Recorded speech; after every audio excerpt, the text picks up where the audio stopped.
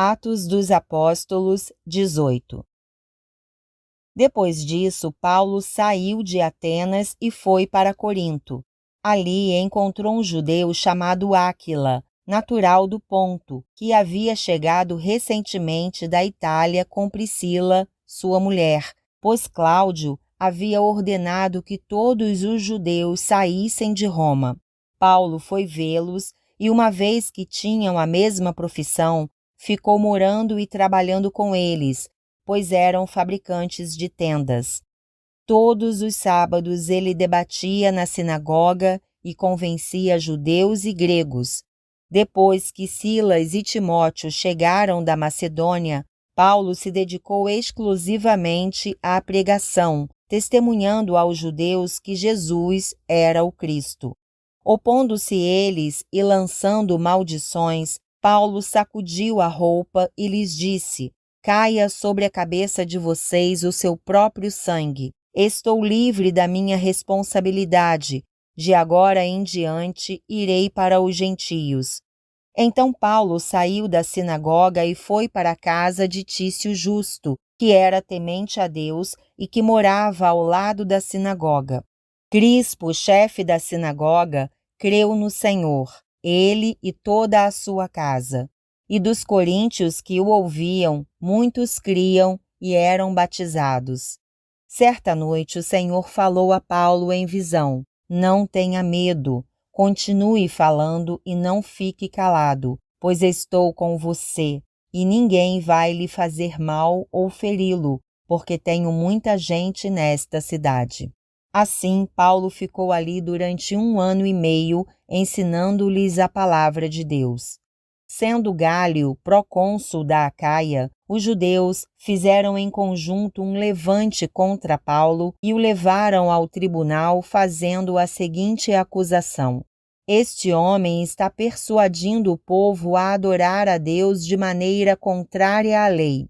Quando Paulo ia começar a falar, Gálio disse aos judeus: se vocês, judeus, estivessem apresentando queixa de algum delito ou crime grave, seria razoável que eu os ouvisse.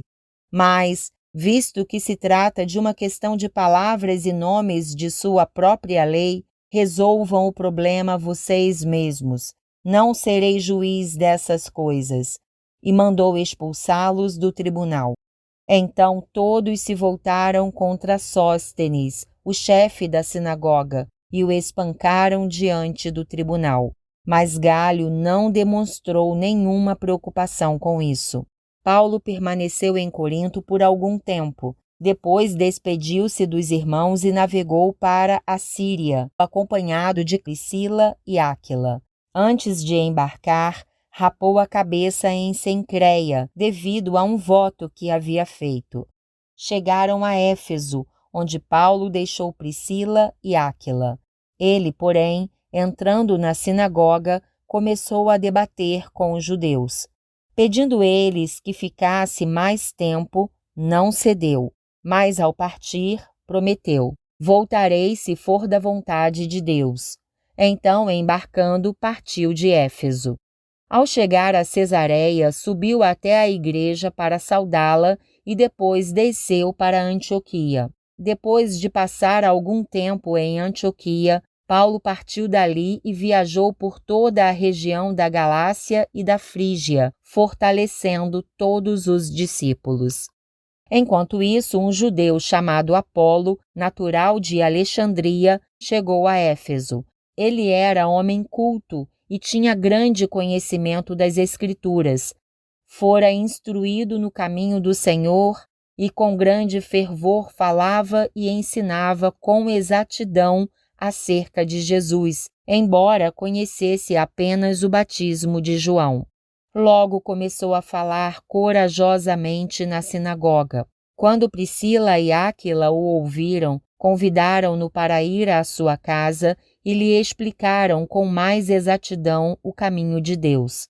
Querendo ele ir para a Acaia, os irmãos o encorajaram e escreveram aos discípulos que o recebessem. Ao chegar, ele auxiliou muitos os que pela graça haviam crido, pois refutava vigorosamente os judeus em debate público, provando pelas Escrituras que Jesus é o Cristo.